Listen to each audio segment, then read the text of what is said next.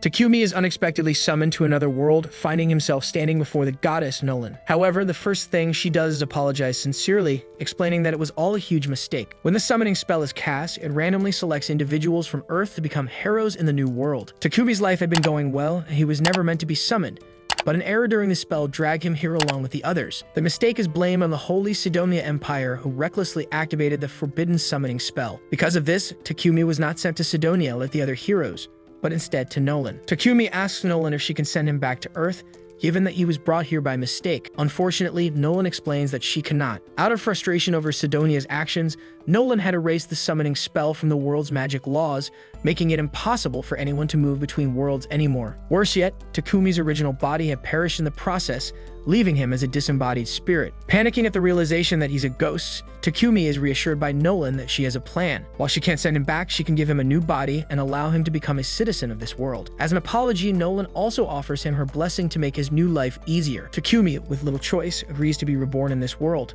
which pleases Nolan. She then instructs him to open his status screen to review his new life. Takumi is surprised to find that Nolan has given him a 17-year-old body, even though he's actually 40 years old. Nolan brushes off his concerns about the minor details and urges him to choose a job class. Takumi, not wanting to fight, opts for a production-based job rather than a combat class. Nolan then implants the job into his soul, along with several other beneficial blessings. She sends him on his way, forgetting to provide him with any tutorials. Takumi crashes into a forest upon his rebirth, and after picking himself up, checks his reflection in a nearby river. He's now a completely different person, with no memory of his old body. Inside the bag Nolan left for him, Takumi finds food rations and money, ensuring that he won't starve. His status screen reveals that Nolan has equipped him with many useful skills, including elemental magic. Curious, Takumi tests out his new powers by forming a water ball in his hand. He quickly learns that all the elements work in the same way, and he can control them with ease. Now that he understands his magic, Takumi decides to head to the nearest village. On his way, Takumi stumbles across a stick lying in the path. Using his appraisal skill, he identifies it as Trent wood, a material useful for crafting magic staves and spears. Deciding to try out his crafting abilities, he uses his skills to make a spear. He then spends the next hour gathering useful plants nearby, filling his item box with the plants when he realizes they won't fit in his bag. Suddenly, a young girl runs toward him, calling for help. She explains that a monster is chasing her, and Takumi soon sees a massive horned rabbit charging toward them. In a panic, Takumi attempts to defend himself, but in an accidental twist of fate, he ends up stabbing the rabbit in the head, killing it instantly. Surprised by his victory, Takumi realizes it was due to luck, not skill. As a result of the encounter, Takumi gains the job title of warrior, a class he didn't want. After ensuring the girl Molly is unharmed, Takumi learns she was out gathering herbs where she wandered too far from the village. Takumi, feeling it would be wasteful to leave it behind, stashes the rabbit in his item box. Realizing too late that he revealed his ability, he decides there's no turning back. As they approach the village, the other summoned heroes are arriving at Sidonia. Confused and disoriented, they are introduced to Empress Elizabeth, who tells them they have been summoned to save the world. However, one of the heroes, Akana, feels instinctively that Elizabeth cannot be trusted, as her gut tells her the Empress is deceptive. Meanwhile, Takumi and Molly arrive at the village where her parents, Banga and Martha, express gratitude for Takumi's help. Takumi asks if he can stay in the village for a while, as he has nowhere else to go. The couple welcomes him but explains that there is no inn in the village. However, they suggest building him a house, and soon all the villagers gather to start construction. Takumi uses his earth magic to flatten the ground, but using such a large-scale spell drains his mana. The villagers are amazed at his power, and the next morning his house is completed, thanks to his skills in carpentry, blacksmithing, and sewing. Takumi then decides to practice alchemy using ores he gathered to extract metal. He successfully turns iron ore into usable material, but finds that the process consumes a lot of mana, leading him to nearly pass out. He's saved by Martha and Banga, who give him a recovery potion. Despite their warnings, Takumi continues to experiment with his alchemy skills, eventually making useful tools and weapons. Later, Takumi asks Banga for some basic potions to use as templates for his own creations. After making his own potions with herbs he collected, he compares them to Banga's potions. Takumi's version appears more magical, but unsure of its effects, he tests it by building poison tolerance, consuming the potion until he nearly dies, then healing himself. One day, Takumi encounters a massive boar and a poison spider. The boar charges at him, and despite his attempts to defend himself with magic and a spear, nothing works. Just as he's about to be overrun, the spider intervenes, attacking the boar. Takumi, seeing the opportunity, uses alchemy to break down the boar's head, defeating it. The spider is injured, but Takumi heals it, and it ends up becoming his pet, which he names Maple. Returning to the village, Takumi shows off the giant boar and his new pet spider. The villagers are amazed, especially by the fact that he managed to tame such a dangerous creature. Takumi suggests they share the boar meat since it's too much for him to eat alone, and a feast is held in his honor. Banga brings him the valuable leftovers, which can be sold for money in the nearest city, Bolton. Takumi decides that his next destination will be Bolton. Meanwhile, Nolan is quietly pleased to see Takumi evolving, but her assistant questions her true intentions. After all, she gave Takumi a special body, her blessings,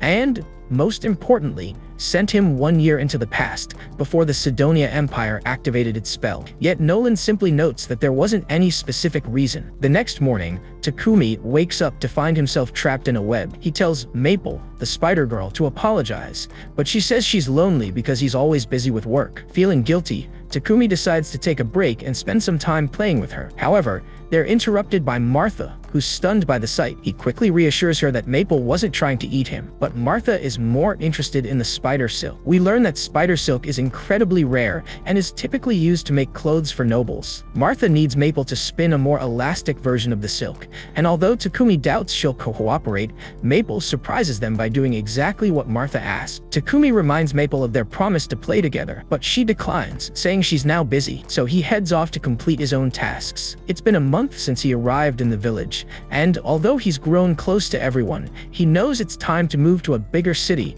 to pursue alchemy. But he's unsure how to break the news to everyone who has been so kind to him. Boone presents Takumi with a new set of armor and even offers to fix his shoes, joking that they'll help him kick harder. Takumi laughs, reminding them he's just an alchemist. Bonga arrives as well, and Boone tells Takumi that it'll be lonely without him, but they all understand that he needs to move forward. Bonga mentions that a merchant named Paypek will soon be arriving, and that travel arrangements have already been made for Takumi to go with him. Deeply grateful, Takumi thanks them. Later, Takumi runs into Martha, who's carrying parts of a horned rabbit. Although the meat tastes great, she says it has to be discarded due to a lack of proper facilities. Takumi offers to purify it with his magic, surprising her with the revelation that he can use light magic. She urges him to keep it a secret. Those who can use light magic are rare, and even mid-level users can earn a fortune. Over the next few days, Takumi quietly helps develop the village using his powers, wanting to give back before he leaves. Eventually, Paypek arrives, surprised by the village's rapid development. Bonga introduces him to Takumi, and before they leave, he gives Bonga a healing potion, one of 100 he left at Takumi's home. Martha and the villagers gather to see him off. They present Takumi with a cloak made of Maple's silk. Touched, he promises to treasure it. Paypek notices Takumi's deep bond with the villagers. One of his guards, Heath, is moved to tears, while another, Real, teases him for acting like an old man. Paypek introduces them as the Lion Fang adventuring party, and Takumi realizes they're his escorts. The group asks Takumi about his luggage, and he mentions he has a pet spider. When they peek inside, Maple surprisingly warms up to their third member, Bogar, making the rest jealous. Amid the laughter, Paypek asks if Takumi has more potions for sale, but before he can respond, the carriage suddenly halts. They're ambushed by goblins. The Lion Fang members spring into action, excited to deal with the monsters. Takumi is terrified. This is his first real encounter with goblins. Paypek reassures him that it's a common danger for merchants. The party defeats the goblins, though Real notes it took longer than expected. 3 days later, they finally arrive in Bolton, a city in the Barkula Kingdom. Takumi is overwhelmed by how different it is from the village. He heads to the Adventurers Valkyries Guild with the Lion Fang to report the completed escort mission. Takumi tells the receptionist he wants to join the Alchemists Guild, but she whispers that there's no official branch in the city. Most people just register with the Adventurers Guild and use the guild card as a general ID. It only remains valid if the holder completes at least one quest a month. Takumi registers both himself and Maple. The receptionist is shocked to see such a dangerous pet, but processes it anyway. Later, Takumi visits Paypek's headquarters to sell his potions. Paypek offers to buy everything for around 7 million yen. Takumi is thrilled, though Paypek admits he's underpaying a bit since Takumi is still unknown in the market. Suspicious but trusting his gut, Takumi decides to accept the deal. Paypek then recommends a rental house with a built-in workshop,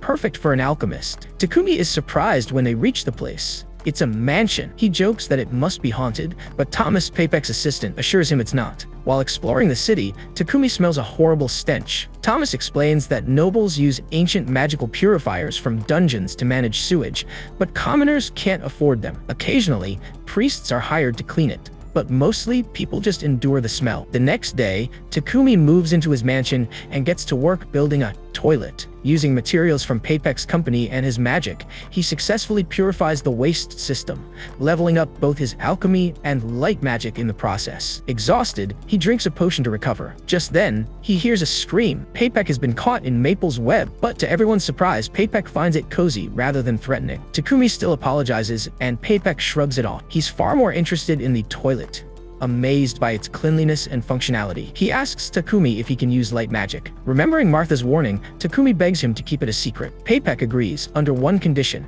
Takumi must make 100 more toilets. Overwhelmed, Takumi thinks of hiring help. Papek suggests getting a slave, as slave contracts are sealed by magic, ensuring secrecy. They also provide reliable household help and protection. Papek also explains that Takumi's affinity for light magic means he's chosen by the Church of Divine Light, the dominant religious power in the Holy Empire of Sidonia. But Takumi knows the church exploits light magic users, so they must keep his identity secret. Takumi is reluctant to use slaves, but he acknowledges the workload. Prince Lloyd, a weak magician, is killed in front of everyone because his magic is the weakest, but he is reincarnated and becomes God. The anime starts with our hero, Lloyd, being utterly humiliated in front of a group of nobles.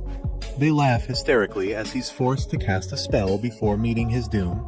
He casts the weakest, slowest spell imaginable, and it doesn't even faze the nobles, causing them to laugh even harder. Just when things are looking dire, a royal goon decides to end it all with a fireball aimed straight at Lloyd's face. However, instead of feeling despair or rage, Lloyd is strangely exhilarated by the pain, as he's always dreamed of having this much power. He's totally into it until he suddenly vanishes in a puff of smoke, leaving nothing behind. To everyone's surprise, Lloyd wakes up in a completely new world, surrounded by a group of girls. He begins flexing his magical abilities and putting on a dramatic show of power just to look cool. As the story unfolds, Lloyd discovers that he's the 7th prince of a kingdom, and the capital is absolutely thrilled to have him. Years pass, and Lloyd grows up in a peaceful and prosperous kingdom, though he continues to be a bit of a troublemaker, much to the frustration of his maids, who have a hard time tracking him down, especially since he looks like a girl for some reason. One day, an old man, who's part of the royal staff, wonders if it's worth connecting with the youngest prince, since Lloyd has little chance of inheriting the throne. But the old man soon reveals some shocking news. Lloyd is a magical prodigy who started casting spells literally right after birth.